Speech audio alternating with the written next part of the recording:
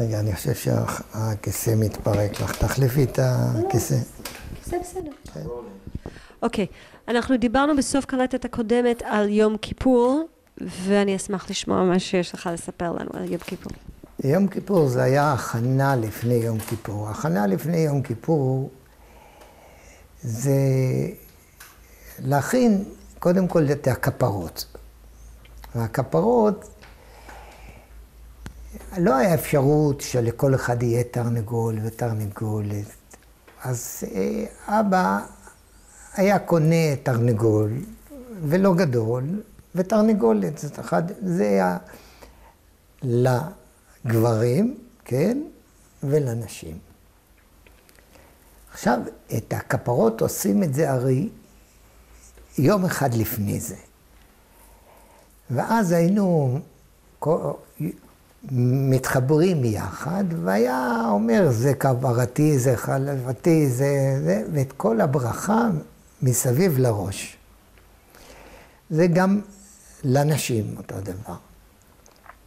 אבל מה עושים עם התרנגולת? כן? עכשיו צריך ללכת לשחוט. עכשיו, במגרש, בבתי מחסה, היה שוחט. זאת אומרת, היה שוחט אחד, והיה לו פח. בתוך זה היה קצת חול, וכל אחד היה מביא, משלם, כן, אמנם, משלם, מביא את התרנגולת לשחיטה. אז התרנגולת לשחיטה, הוא קודם כל בודק את הכנפיים ואת הרגליים, אם אין שום דבר שבור, כי אחרת זה טרף, אולי אפשר לשחוט. והיה שוחט. זאת אומרת, היה מקפל את הראש וחותך ועושה את השחיטה, ומקפל פנימה את הכנפיים, והיה זורק את התרנגולת והייתה מפרפרת, וכך היו שוחטים.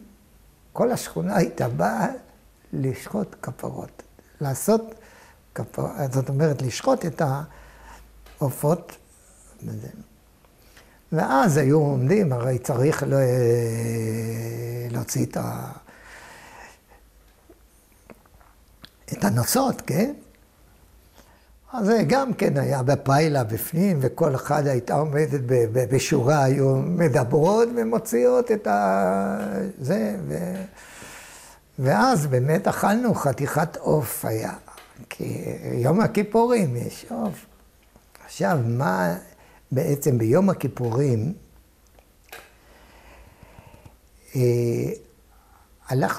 היינו, זאת אומרת, בבית הכנסת, זה כל היום. זה לא יצאנו. עכשיו, בעצם אחד הדברים שהאחים שלי, האח שלי יוסף, היה לו תמיד התפקיד, זה להעביר את השופר לכותל המערבי. עכשיו, בכותל המערבי בעצם לא נתנו לתקוע שופר ביום הכיפורים. הבריטים לא נתנו, הערבים התנגדו, כן? ובעצם אולי מי שלא מכיר, לא יודע, אולי במפה שאני אראה לכם, את הרחבה של כותל המערבי, היא לא הייתה כזאת. זאת אומרת, מהבית שלנו שיצאו בשער, ירדו למטה, אז היו מדרגות עד לכותל. ולפני הכותל היה דיר של כבשים, ששם הערבים החזיקו את הדיר. זאת אומרת, הכותל היה קצר מאוד. הוא לא כזה ארוך כמו היום שיש. ואם אני כבר מגיע לזה, זאת אומרת, בשער היה מין רחבה כזאת שבעצם שם ישבו העניים. זאת אומרת, לא ביום כיפור, בימים שהיה מותר, והיו עומדות ומושיטות את היד לקבל נדבות. שם היה פינת הנדבות שהיו. ואנחנו הילדים בעצם בחגים, שהיה אפשרי לשתות, היינו עומדים עם פחים של מים ועם קופסה, ומי שהיה בא מהכותל, או מי שהיה בא מהעיר החדשה ורצה לשתות, היינו נותנים לו מים ללא תשלום, כן? זה חלק מהמצווה שאנחנו היינו עושים. עכשיו בעניין של התקיעה לכותל, אחי היה מביר, הבריטים לא נתנו, אבל כל פעם שהעבירו ותקעו, הבריטים עשו מהומות. זאת אומרת, הם הרביצו בעלות, הם עשו שמות לאנשים, כן? זאת אומרת, זה היה בניגוד לחוק שלהם. והם הרביצו מכות רצח לאנשים שם. זאת אומרת, לתקיעה זה היה צריך להגיע במחתרת עם השופר לכותל. וזה חלק. האחים שלי היו בשנה אחת לפני המלחמה, הרי היו במעצר, כן, של הבריטים, ואז היו צריכים להעביר את השופר לכותל. וזה היה אחד התפקידים של האחים שלי, של האח שלי בעצם, יוסף. אז אמרו, מה עושים? ואת, בשביל זה יש לי פה את הספר שופרות הכותל, שכתוב על האמא, כן?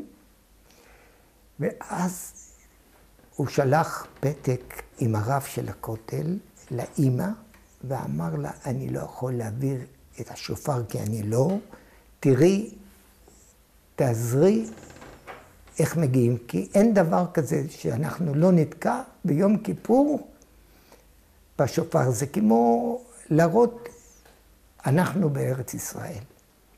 זה היה כל כך חשוב העניין הזה, ואמא קיבלה את הדבר הזה, ואז בא מישהו והעביר לאמא את השופר הביתה, ואמא החזיקה את זה בתוך טלית, וירדנו עם האמא לכותל. עכשיו בכותל, זאת אומרת, כל כמה מטרים עמדו בריטים עם טומגנים, כן? עם הפאוצ'ס, זה, עם כל הזיוות המלא שיש על חייל, זה היה, והיו כאלה גבוהים, וחיפשו בכל הכלים. זאת אומרת, מי שעבר, עשו לו חיפוש, ואמא הצליחה לעבור עם הטלית. והגענו לכותל. איך היא עברה? מה? איך היא עברה? הם לא עשו עליה חיפוש? הבריטים, מצד אחד הם היו מאוד אכזרים, אבל מצד שני הם היו ג'נטלמנים. אי אפשר לומר שהיו דברים, הם לא נגעו בנשים. אצלנו, את רואה לפעמים שוטר מתנפל על אישה וזה, או בהתנחלויות, את רואה את הדבר הזה, זה לא קרה אצל הבריטים, אפילו בכל מצב. הייתה צריכה להיות שוטרת שהייתה צריכה לחפש. הם לא נגעו בנשים. האם ידעת שהיה לאמא שלך שופר? אני ידעתי, אני אמרתי לך, אני הכל ידעתי. בשביל זה אמרתי לך, אני לא הייתי ילד. אני יכול לספר לך סיפור של ילד, אבל אני לא הייתי. כשאתה אומר ידע, אז מה אתה הרגשת כשאתה עובר ליד החייל? תשמעי, את במתח, זה לא ככה, זה לא קל. תשמעי, אם היו תופסים אותה, אז היא הייתה בבית סוהר, והייתה, לך תדעי מה הם היו עושים. ואז הגענו לכותל, ובעצם גם בראש השנה היו תוקעים, אחד הדברים, אבל אני מדבר על יום הכיפורים האחרון לקראת לפני המלחמה, כן? לפני הקנייה בעצם אפילו. ואז הגענו לכותל ומתפללים בעצם את התקיעה, זה אחרי כל נדרי. וכבר היה קשר עם מי שצריך לבוא לתקוע. עכשיו, איך מוסרים? כי הבריטים עמדו למעלה, היה גדר, והיה מקום שהם השקיפו על כל הכותל, והייתה שם פלוגה שלמה, זה לא קצת אנשים. וכל תזוזה הם קפצו. עכשיו היה צריך להעביר, אז זה שעבר, אז אמא אומרת לו, מה איתך? אתה עוד מעט עכשיו נעילה. ואתה בלי הטלית, קח את הטלית. ואז הייתה התקיעה האחרונה, לפני מלחמת השחרור, לפני כיבוש העיר העתיקה, האמא שלי העבירה את השופר האחרון לכותל המערבי. ותשמעי, היה שם הרבה מהומות ומכות וכל הדברים האלה, אבל השמחה, ואחרי זה, שמחה הגדולה הייתה שהביאו את הכותל. עכשיו, אחרי שהיו תוקים, היו קמים ושרים את התקווה. וכששרו את התקווה, הבריטים נעמדו. וזה שאמרתי לכם היו ג'נטלמנים.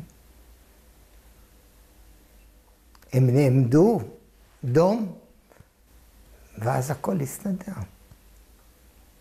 זה היה התקיעה האחרונה,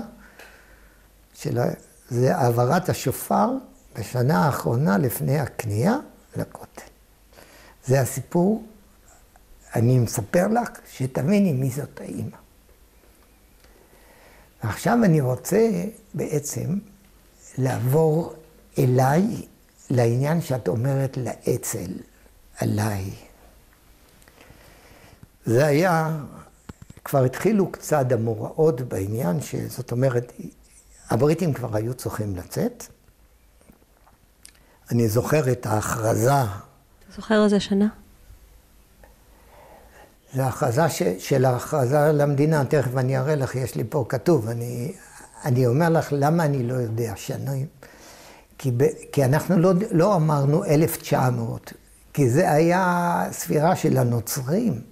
אנחנו דיברנו על תש"ח וכל הדברים האלה.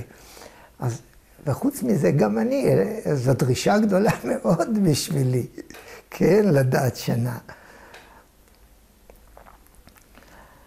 אז כשהייתה הכרזת המדינה ויצאו ברחובות ירושלים לרקוד אורה וכל הזה, ואז עברו המשוריינים של הבריטים, רקדו עליהם, אנחנו הלכנו לעיר החדשה וקצת התערבנו, קצת התערבבנו איתה, וחזרנו, כשחזרנו כבר זרקו עלינו אבנים בשער יפו. מי? ערבים. הם תמיד היו אויבים, זה לא... ואנחנו... הם התחילו לזרוק אבנים ועגבניות וכל מיני דברים עליי, ואבא שלי אף פעם לא ויתר. ואני זוכר את זה כמו היום. הוא רצה לרוץ אחרי זה שזרק, ואנחנו הרזקנו, הילדים הרזקנו אותו, אמרנו ובכינו עליו, אבל אל תלך. ואז הגענו לרובע, ואחרי זה כבר היה מצור וכל הדברים האלה. עכשיו אני חוזר לעצמי, אני בעצם, הבית שלנו הרי זה היה בית אצל אחי, אח אחד נכנס לרובע, זאת אומרת בהתחלה, כן, חיים, שהצליח להגיע, והאח יוסף לא נכנס. ליד הבית שלנו, אנחנו הרי היה בית שכל המפקדה תמיד הייתה אצלנו. עכשיו למטה, איפה שהדוד שלי, לייבל, היה גר, היה מפקדה של האצ"ל. זה כבר הבריטים עמדו לצאת. ודרך אגב, מה שאני רוצה פה לספר, ואני קצת אולי קופץ לעניין הזה, בעצם שולמית אלוני הייתה בעיר העתיקה בתורמורה. אבל היא יצאה, בשעה האחרונה היא יצאה לעיר החדשה, אבל היא הייתה. ואני זוכר כשדיברתי על המדריך שנכנס לרב עם החי והיו, זה היה עמנואל. אני זוכר אותו בעצם, זאת אומרת, הוא היה ידיד שלה, וזה ככה, אנחנו ידענו מתוך כדי זה כזה. אז אני הייתי במפקדה, התחילו, כשהבריטים כבר התחילו לצאת, תראי, היה פעם אחת איזו התקלות עם הבריטים ויריות וכל הדברים האלה, זה היה כבר הכל עניין של עוד מעט מלחמה. ואני זוכר שיום אחד היה טבורי. טבורי הוא היה מפכ"ל המשטרה פעם. כן? והוא נפצע בעיר העתיקה, הוא היה מפקד המשטרה ברוב היהודי. מפקד המשטרה ברוב היהודי. ואז אצלנו בבית, אנחנו גרנו גבוה למעלה, והיה שקי חול, ומאצלנו החלון משקיף לכפר השילוח, לסלואן. ואני זוכר שאחרי שהוא נפצע, אפשרו לנו לראות מהחלון על ערבים, אבל בעצם זה היה כל כך רחוק שאי אפשר אפילו היה לבקוע, אבל מין התפרקות כזאת. אני זוכר שאני קיבלתי כדור אחד לראות עם הרובה. בן כמה היית? מה? בן כמה היית? הייתי עוד מעט 10.5 כבר, כן? אבל עם רובה אנגלי, לשים אותו על הכתף, כן, לקבל חתיכת זבין כזה חזרה, וזה היה רובה שבקושי אפשר היה לפרוק את הכדור החוצה. ואז למטה, הייתה מפקדה, וכשהתחילה המלחמה, הפגיזו את הרוב היהודי בצורה מסיבית. זאת אומרת, הם רצו לרסק את כל הרוב היהודי. זאת אומרת, הם כל הזמן, הירדנים עמדו ליד הר הזיתים, זה נדמה לי שבית מלון של, לא זוכר, שם למעלה, בהר הזיתים, כן? ושם הפגיזו את העיר העתיקה. אני הייתי יושב במפקדה והיינו מכינים רימוני שפשוף. זה היה רימונים מקופסאות שימורים, והיה פתיל וגפרור, כי לא היו רימונים בכמויות, כן? הייתי יושב במפקדה ומכין את הרימונים. זה עוד היה שהתחילו. וללכת לחפש את הרסיסים שצריך להיות בתוך הרימון, זה לא היה אפשר למצוא דברים. זאת אומרת, ללכת לחפש זכוכיות מחלונות שנופצו על ידי ההפגזות, או אחרי הפגזה שהייתה לחפש את הרסיסים של הפגז שהתפרק. והייתי מביא את זה לשם. ואני לא הייתי עם האמא. אני לא הייתי בשום מקום, הייתי כל הזמן שם. ומשם, כשהתחילה המלחמה, הייתי מעביר פתקים לעמדות.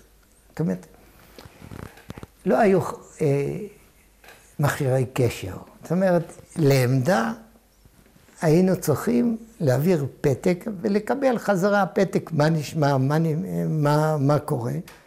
והייתי מעביר, אז זה היה לעניין של משגב לדח, לניסנבק, ולחורבה, לכל מיני מקומות שהיה גדעון, קראו לו גדעון, בדיעבד, אני לא ידעתי את השם המקורי, כי לכל אחד היה שם כינוי. זאת אומרת, את כל הלוחמים שהיו, היה להם שמות אחרים. זאת אומרת, אחר כך ידעתי שזה איסר. אבל את השם המקורי שלי לא ידעתי, רק תוך כדי הייתי. ואני הייתי מוביל, זאת אומרת, היו לוחמים בתוך המלחמה, שהיו צריכים להגיע לעמדה, והיו לוחמים שלא היו תושבי הרובע, והם לא ידעו. והיו הפגזות כאלה חזקות, שהיו אומרים לי, צביקה, בוא איתי. הייתי הולך איתם לעמדה, הייתי הולך איתם, עד לעמדה. ואחרי זה אני ככה, זאת אומרת, עכשיו, אחרי הדברים האלה, חשבתי, רגע, לא חשבו שאני צריך לחזור. הוא עצמו החזיק לי את היד והלכתי איתו. אבל חזרה, אני חזרתי חזרה. ואז העניין של מזון, הדוד שלי, לייבל, היה עד שהתחברו הגנב והאצ"ל, לקח קצת זמן. ולאצ"ל לא נתנו את המזון שמגיע להם באצ"ל, שאספו במחסנים. אז הייתי הולך עם הדוד, היה רופא, והיינו הולכים לתנור שאני סיפרתי, כן, ושם היו אופים את הלחם עם הדוד. הדוד היה בכל מקום, זאת אומרת, לשאוב מים לבית חולים, זה אנחנו.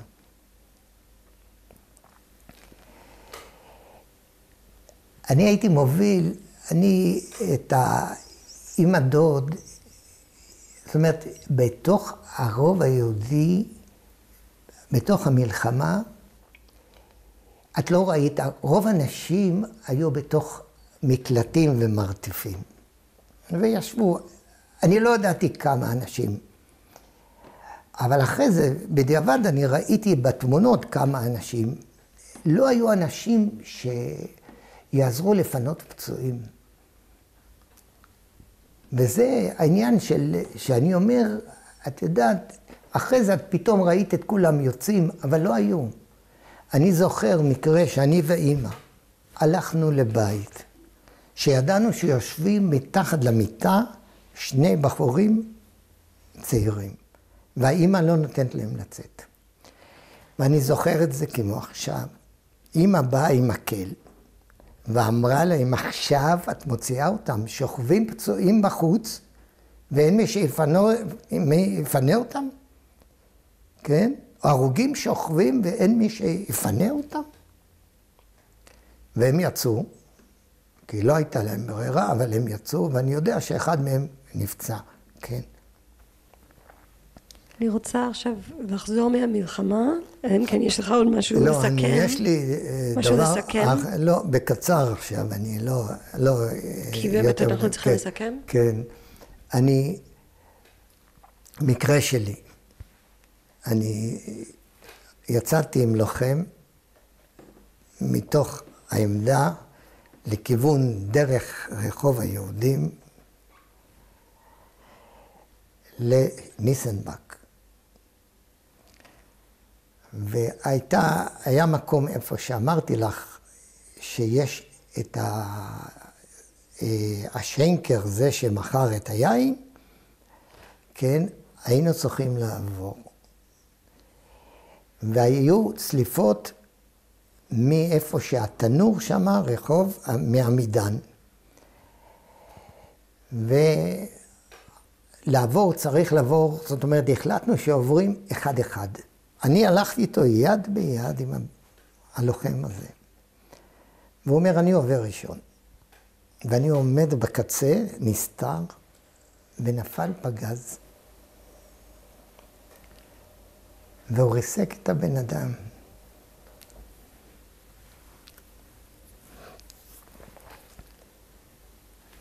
אני יוצא מהר לראות, אולי אני משהו יכול לעשות.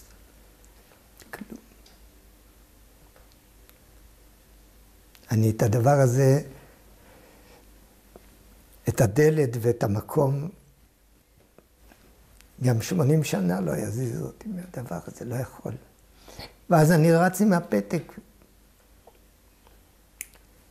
לעמדה, לניסנבק, לתת את הפתק. ואני צריך למישהו לתת את הפתק, ואני הולך לתת, אמרו לי, תסתכל, הוא איננו. הוא כבר לא חי.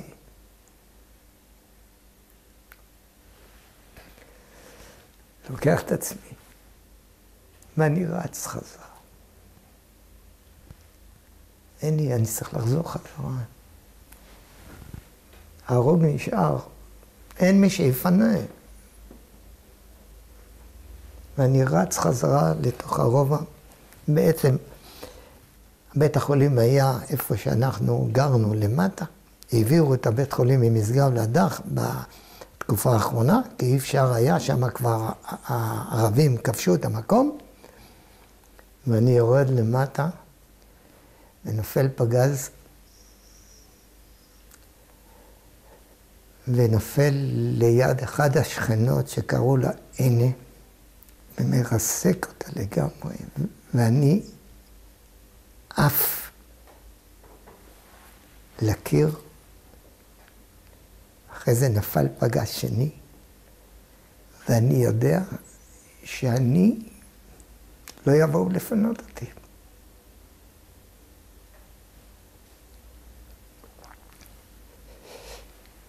אני נוגע, אני לא יכול לקום, אני כולי מלא דם, כל הגוף.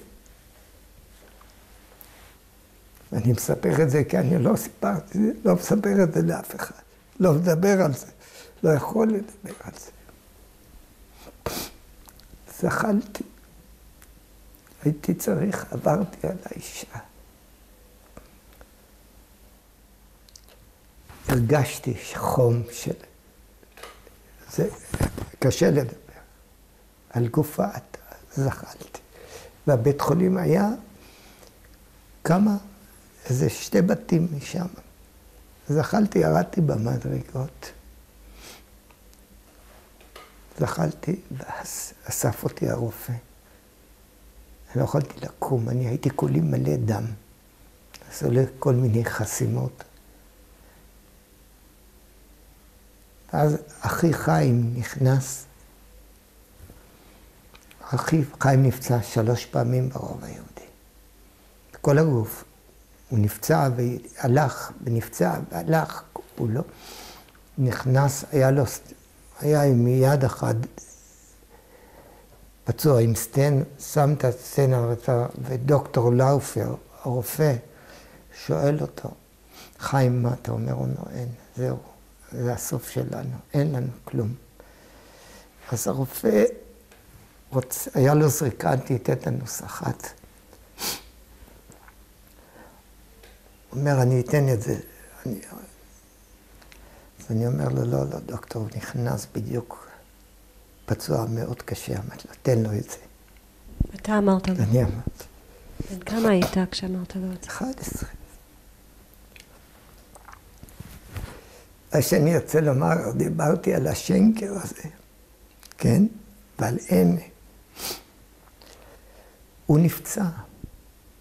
ירד לו חצי השפן מפה. והוא עוד מלא דם, והוא בא, לא היה מי שיפנה את הפצועים. הוא בא לחדר חולים הקטן הזה במרתף. ושואלים אותו, הוא לא יכול לדבר. את יודעת מה זה לראות בן אדם פצוע שלא יכול לבכות, לא יכול לצעוק, לא יכול כלום.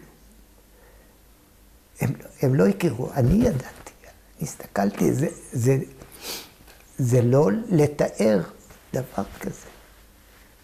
ותמיד זה מביא לי בילדות, שרכבנו על החמור ונתנו לו מכות או משהו כזה, החמור אף פעם לא כאב לו. וזה כל כך, זה דוגמה נוראה. לראות בן אדם אילם, חירש, שלא יכול להגיד שכואב לו. ואז אני יותר אקצר בעניין הזה, חפשו אותי ואז עלינו ללוגניה שסיפרתי לך, כן? איפה זה? ללוגניה זה היה הקומת ביניים בבניין הזה. זה אם פעם תרצו, אני אתן לכם, אמחיש לכם את הדבר, את המקום. והעלו אותי למעלה, שכבתי למעלה, שכבו כל הפצועים למעלה.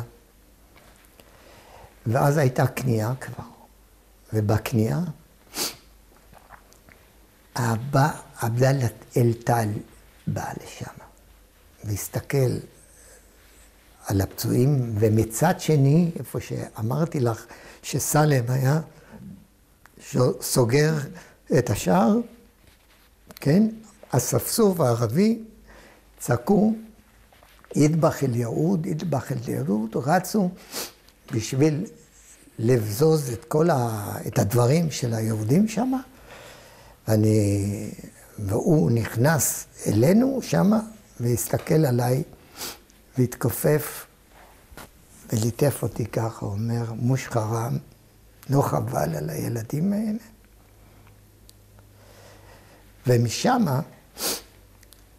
אנחנו היינו צריכים להתפנות, כי כל הרובע בהר עלה באש, כי הכל היה עץ, החלונות הכל עץ, כן?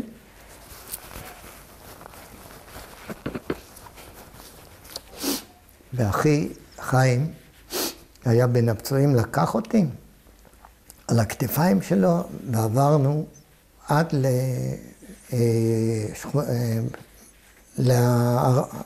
לארמנים, לשכונת הארמנים. שם היה ריכוז של בית הספר, ושם שכבתי איזה 3 ימים, זה בלי אוכל, לא לשתות, לא כלום, כן? אבל מה שאני רוצה פה לומר, שבעצם אני הייתי בלי הורים. אני ילד אחד שכב בין כל כך בוגרים. אמא שלי הייתה צריכה לפנות את הרובע, כי זו הייתה קנייה, עמדו ושילחו אותם. ואחד המקרים, אפילו כשאת אומרת ארץ ישראל, אני עברתי עם לוחם ליד האמא, והיו הפגזות נוראיות. אמא לא אמרה לי, צביקה, תיכנס למקלט. היא נתנה לי לעשות את המשימה. והיא ידעה שאני הולך. רצית שהיא תגיד לך לא לעשות? לא, אני ידעתי. היא ידעה שאני עושה את זה באהבה שלי. ואז מינו את הפצועים ואת ההרוגים, ומי הולך לשבי, ומי הולך לזה. והאזרחים עברו דרך שער ציון. אני עוד נשארתי עוד יומיים שם, לבד. נשארתי לבד, ולא פינו אותי. ואז אני רואה, אני לבד, ושכחו אותי באיזשהו מקום. אז עשיתי מין כזה, בכי כזה, משהו. אז ראו אותי, לקחו אותי באלונקה והעבירו אותי. בשער ציון עמדו הצלב האדום, הירדני, ומצד שלי הלוחמים שלנו, ולקחו אותי. לקחו אותי, ואני לפני כן, אחותי באה לקחת אותי מבית החולים, להוציא אותי, כי בקנייה אמרה, מה תשאירו? הרופא אמר לה, את לא יכולה להזיז אותו, מה שיהיה עם כולם יהיה איתו. ואז היא התפנה ואני הייתי לבד. עכשיו כשפינו אותי, אמרתי לה, רגע, יש לכם מה לי? יש לי איזה 2 כדורים של סטן, קח את זה בכיס, אולי תוכל להעביר את זה למי שצריך. ואני החזקתי את זה כל הזמן אצלי. כשרק העבירו אותי לצד הישראלי, עם הלוחמים הישראלים, הוצאתי דבר ראשון את הכדורים ונתתי להם, הם קחו, תודה. לקחו בהר ציון, כן? היה שם כנסייה, שם התרכזו כולם, לקחו, שמו אותי בפינה, ואף אחד לא ניגש אליי.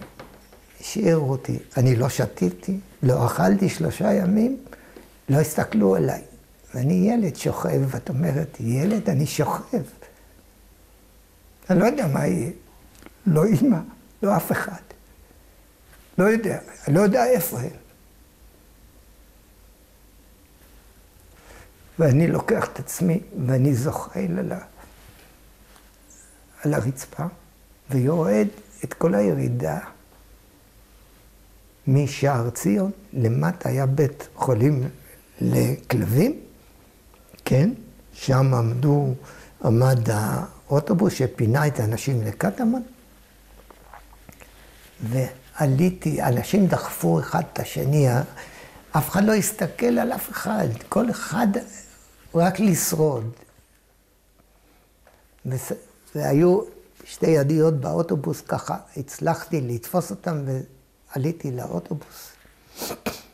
ואני בא, מורידים אותנו בקטמון שם באיזשהו מקום, ואני לבד. אני כולי עם הבגדים שנפצעתי, לא החליפו, וזה לא שום חלוק ושום דבר, זה בגדים שלי. והכל יבש ומסריח והכל. ואני יושב, באה אחותי מלכה. שהייתה בעיר, זאת שאמרה לאבא, וניגשת אליי. מה השאלה הראשונה שלי הייתה? מה עם יוסף? והיא, בלי לחכות, היא אמרת לי, נהרג.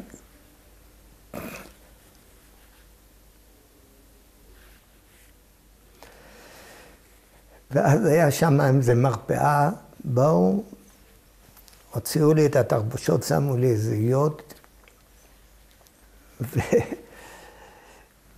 והיה שם איזה בניין שאספו את כולם, זאת אומרת, בחדר אחד הכניסו 4 משפחות, כן? זה בגלל שאנחנו היינו מהעיר עתיקה, כן? כי אני לא מאמין שלאלה שיצאו ממקומות אחרים שכבשו אותם, לא נתנו להם את היחס הזה. ואז היה לנו באמבטיה שם אנחנו ישבו, לא ישבו 7, כי אי אפשר היה להם, אין שום דבר. ואני ככה רץ קצת עם הדבר הזה. ואני בלילה, באמצע הלילה, שפתחו לי את כל הזה, השאירו לי פה חור. יש לי רסיסים ברגל ופה ובאגן ובכל הגוף. וקיבלתי שטף דם, והתחיל לצאת לי דם מהרגל בצורה לא רגילה. ואני הכנסתי את האצבע הקטנה, הייתה לי אצבע קטנה, הכנסתי, ואחותי רצה לחפש, חיפשה, היה צריך להיות לה תרבושת סטרילית כזאת, שמה לי, וסחבו אותי עד לבית חולים, בידיים, לא אמבולנס, כן? אף אחד לא היה עם מישהו לדבר עד לביקור חולים. שם היה אבא, והייתי שבוע ימים שם, לראות את הזוועה, להיות במרפסות, ואני דבר אחד אני רוצה לספר לך, שחייבים שידעו. הדוד לייבל שלי, והיה נוסקה אחד, שהיו הולכים לקבור את ההרוגים, וההרוגים היה מקום, זה לא מין מגרש קטן ליד בית רוטשילד, ושם קברו אותם בקומות. זאת אומרת,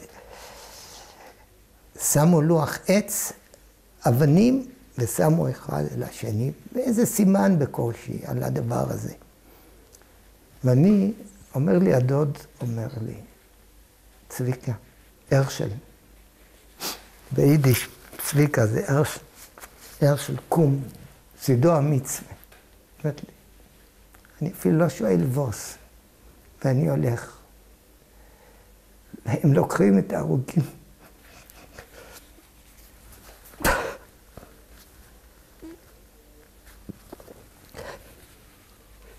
שמים, הוא אומר לי ביידיש, ברנג השטיין, שמים אבנים, בשביל שיהיה אחד על השני. אחרי זה הוא אומר לי, היה שם מישהו עם קטוע יד, הוא אומר לי ביידיש,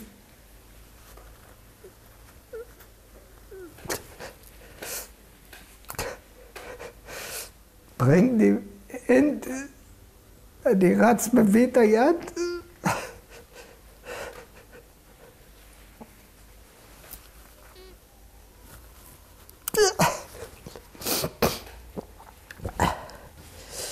ילד, אני ב-11, וילד של בוגר זה יד, ואני הולך להביא לו. ולא חושב שום דבר. ואחרי זה הדברים באים לך. אין, זה לא נמחק לי. אני בלילות לא ישן. אני עד היום בטיפול בנטל. לא יכול. אני לוקח כדורים, אי אפשר. זה מלחמה אחת, אחרי זה מלחמת סיני, וגם להיות בתוך כל הקרבות, מלחמת 6 ימים בסיירת, שריון, זה כל הזמן ליד הרוגים, מלחמת יום הכיפורים בגולן, להוציא חללים מטנקים וכל הדברים האלה, זה אני, וזה הכל בכתוב, נו, אז אפשר, ובסוף את באה לשלטונות עם סיפור, עם קורות חיים, עם כל הדברים האלה, זורקים אותך אחורה, שום יחס. את באה לרופא, הוא עומד לך עם סנטימטר, מודד לך את המרחק של הפצע. אני ביקשתי כסף? אני לא רוצה כסף. לא ביקשתי כלום. ביקשתי טיפול, כואב לי, רוצה טיפול. וזה הסיפור שלי. תודה רבה שאתה מחלק את זה איתנו.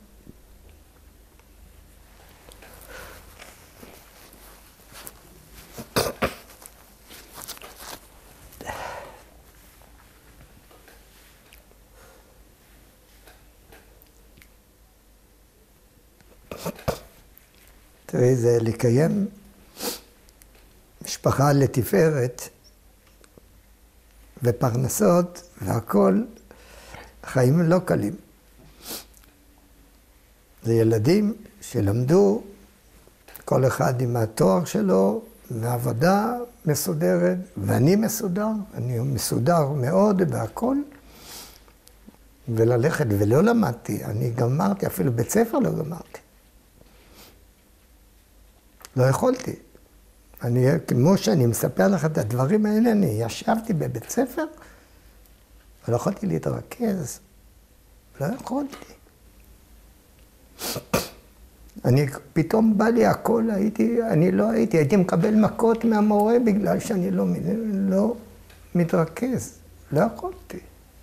ולא סיפרתי להוריי, לא יכולתי לספר את הדבר הזה. לא יכולתי. כי הם כל כך היו שבורים. יכולתי להוסיף להם. את לא מתארת לך. הנפילה של בן זה המתח ההיא. האנשים גמורים. תוך כדי מלחמה לא היה זמן לחשוב. אחרי זה, הכל יצא להם. זה מחלה, זה חולי, הכל. האמא שלי הייתה צמה פעמיים בשבוע. ולא היה, את יודעת מה, לא היה הכותל לבוא לבכות, לא היה שום דבר. אין. אני יכול לספר, אני יכול לומר לך שאני הייתי מקבל, היה עולה לי הכל. את מתארת לך לבוא ולהחזיק יד כזאת, משהו. ולא יכולתי לספר. רגע, יש לו, היה עולה לי, יש לו כאב בטן. אולי יש לו תולעים, היו שמים לי נפט קצת על הבטן. לא דיברתי. להוריי לא סיפרתי בחיים איך אני מרגיש, אבל אמא שלי ידעה את המקום ראתה את העיני הזאת, כי הייתה לא רחוקה ממנה גם.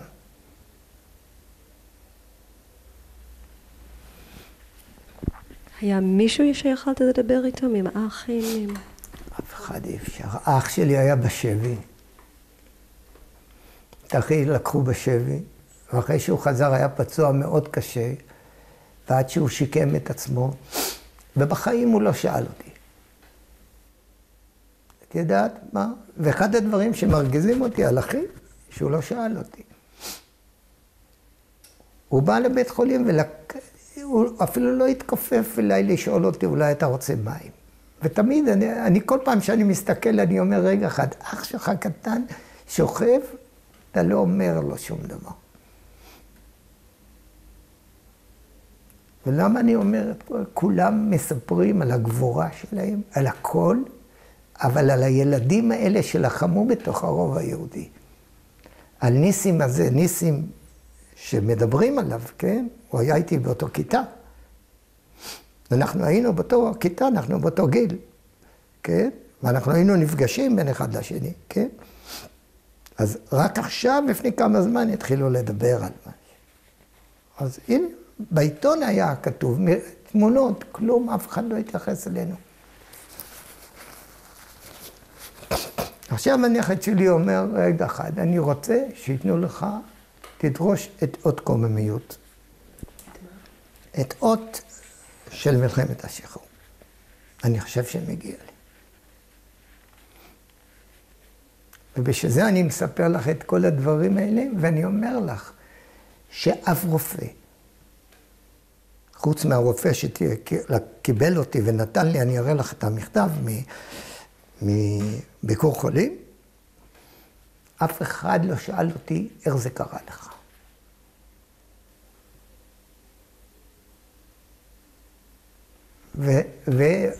ולסוף אני רוצה לומר לך, אני אוהב את המולדת שלי.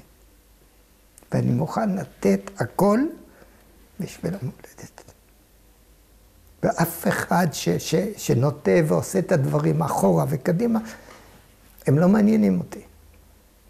הם לא יקלקלו את האהבה שלי למולדת. זה שלי ושל המשפחה.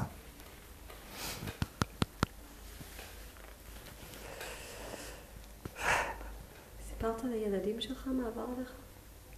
אני סיפרתי.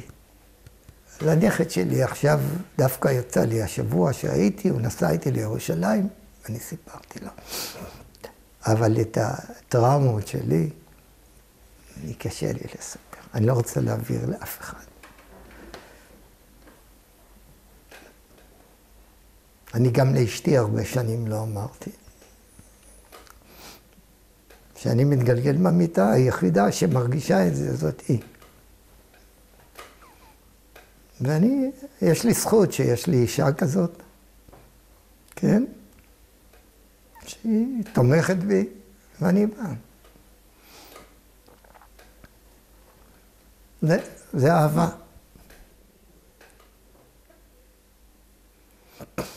כן, זה ככה זה. תראי, בעצם, בדיעבד אחר כך, כשהיא סיפרה לי את הסיפור האישי שלה, יש לה סיפור אישי מדהים וקשה. זה על השואה ועל מה שהתגלגל כתוצאה מהשואה.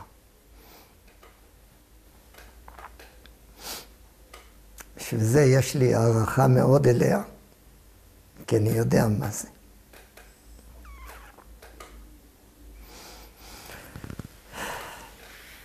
רק שנשאר שהמולדת תישאר כמו שהיא, אנחנו נתגבר על הכל.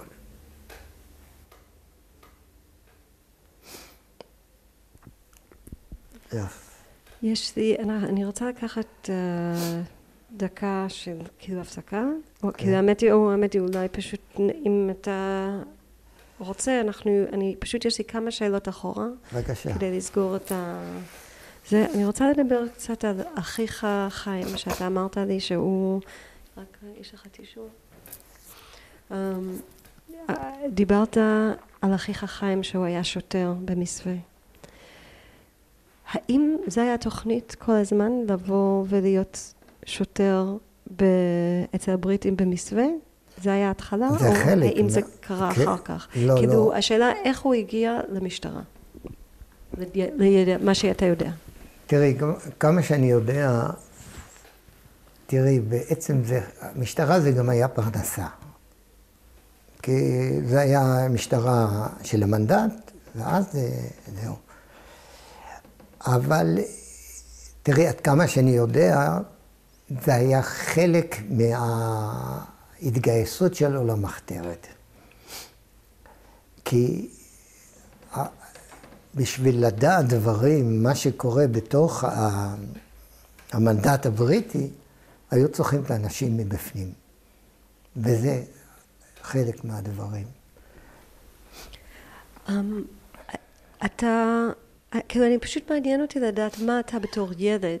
אתה ראית אנשים ג'נטלמנים, אבל מצד שני אתם עשיתם פעולות נגדם. מה היה ההרגשה שלך אז? לא עכשיו שאתה חושב שכלית, אבל אז בתור ילד, מה אתה חשבת על הבריטים? אני חשבתי שהם צריכים, אני לא אהבתי אותם. אני חשבתי שהם צריכים לעזוב את הארץ שלנו, שהם לא שייכים לנו.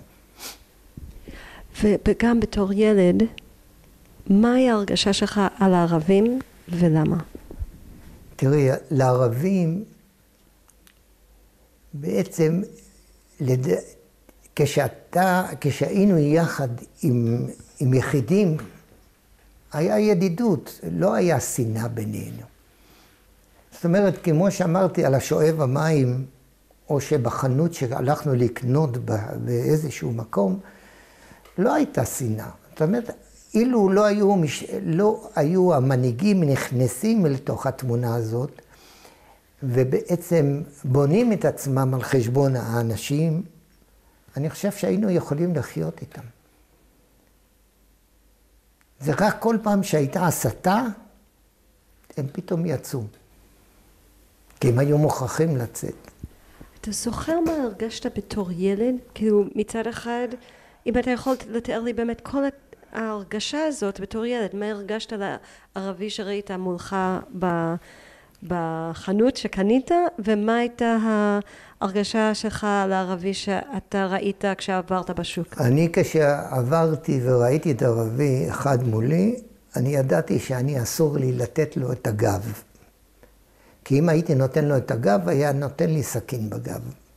זאת אומרת, ערבי, תמיד אנחנו למדנו, אני לא יודע, היום הם אחרת, אבל כשהם לא היה להם, כשהסתכלת עליהם בעיניים, לא היה להם את הדם לתקוף אותך. זאת אומרת, גם מתוך כדי המלחמה שאני זוכר, הערבים פעלו כל הזמן ביום, בלילה הם פחדו, כי היה להם מין אמונה כזאת שיש שדים, יש דברים כאלה.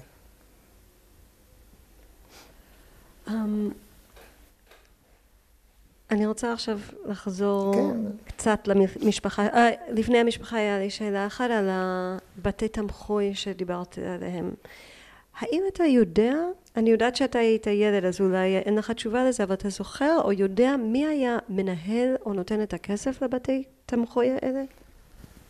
תראי, אני לא יכול לדעת הרבה, אבל אני יודע שהם היו מתכתבים עם יהודים בחוץ לארץ. והרבה יהודים בחו"ל תרמו להם לצדקה ולגמילות חסדים, לכל הדברים האלה. זה אני יודע שזה בא מחוץ לארץ, ואני אספר לך עוד משהו, גם אם זה מעניין עלינו. בעצם היו שולחים חבילות מאמריקה. היו חבילות באמריקה. אז אנשים היו הולכים לקחת חבילות מאמריקה. אז מה היה בחבילה? היה קופסת בשר, היה עוד כמה דברים, אבל זה נתן המון. וזה נתן נשימה. אז אנשים הלכו לקבל. אז זה גם כן מין התנדבות מסוימת. אבל זה היה יותר טוב ממה ששלחו כסף להנהגה. כי שמישהו יסתכל איך חיו בהנהגה הזאת. החבילות מאמריקה, לאן הם הגיעו? לאנשים פרטיים? גם לא היה ריכוז באיזשהו מקום, וקיבלו או שאישית אלינו. למשל, דודה באמריקה הייתה שולחת לנו בגדים ישנים. בגדים ישנים. אבל הייתה שולחת. זאת אחות של האימא. אבל אחרי זה, כשהיא באה לארץ, אמרה לנו שנוררים. אבל מה לעשות? אני רוצה גם לחזור קצת דיברת טיפה על העיסוק של אבא ואמא, או יותר על אבא. אם אתה יכול פשוט לספר לי בצורה מסודרת מה עשה אבא לפרנסתו, מה עשתה אמא לפרנסתכם, או איך עבד הפרנסה בבית? תראי, אבא עבד כל עבודה מזדמנת שיש. זאת אומרת, כשהייתה תקופה למשל בעניין של המנדט והבריטים, הוא עבד בצריפין, בסרפנט היה.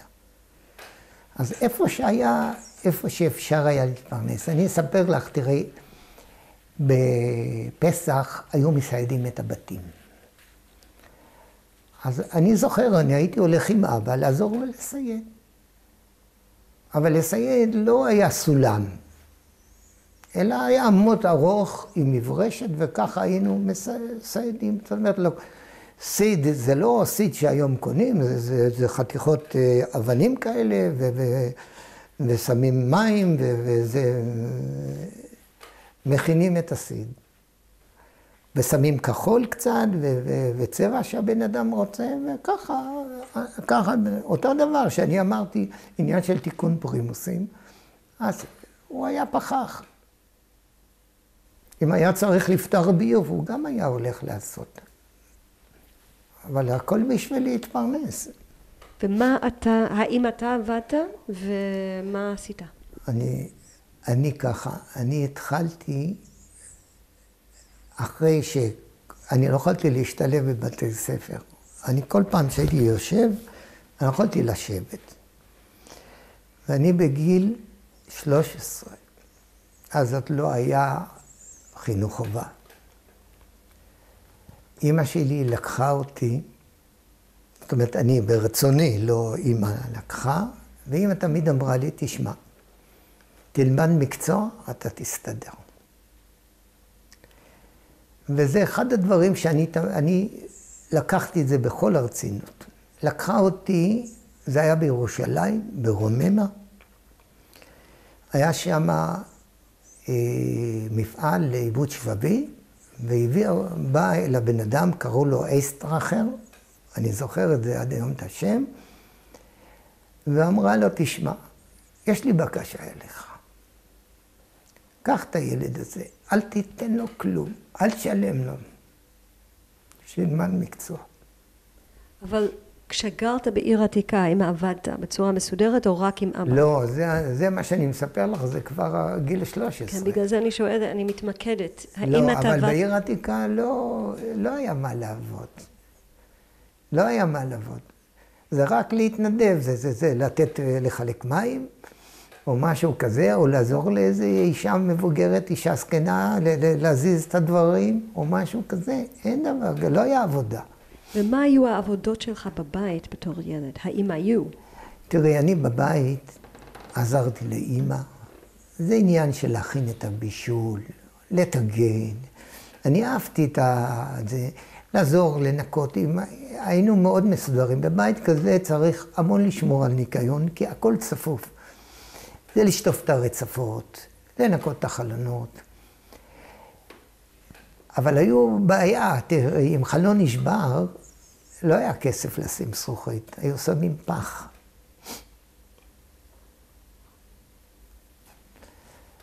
זה אחד הדברים, זה העזרה שאפשר היה לעזור לאמא. תראי, הבישולים היום כשאני רואה סיר שאני שם על הגז, אני שם סיר שאני חושב 4 משפחות היו אוכלות. היום יושבים מיד השולחן, אוכלים בלי לחם. מי אכל בלי לחם?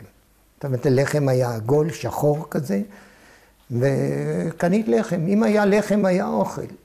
ואם הלחם היה מתייבש, אז אם הייתה לוקחת, שמה את זה במים, לשה את זה, מטגנת קצת בצל, שמה מלח, פלפל וכל מיני זה, והייתה מטגנת, וזה היה כל כך טעים, שהיה לי דודה, בעצם אחות של האמא, שהוא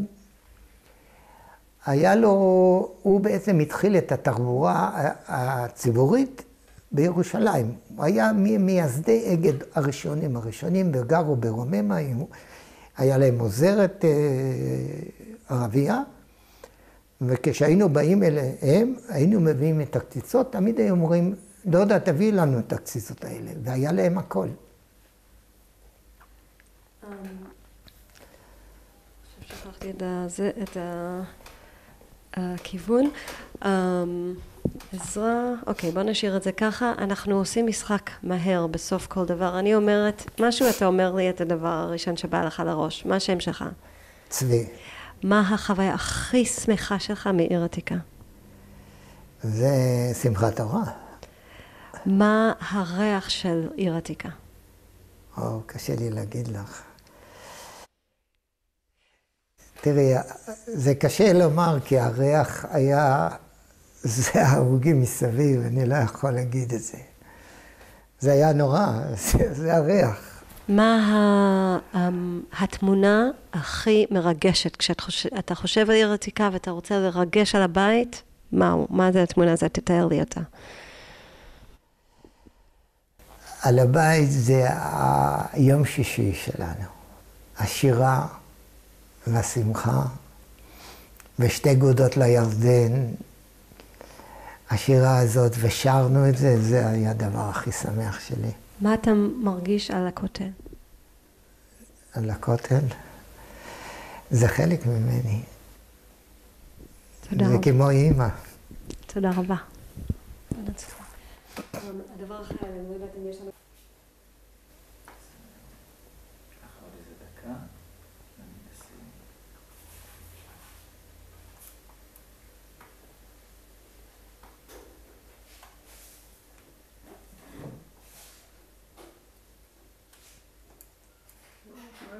It's here either.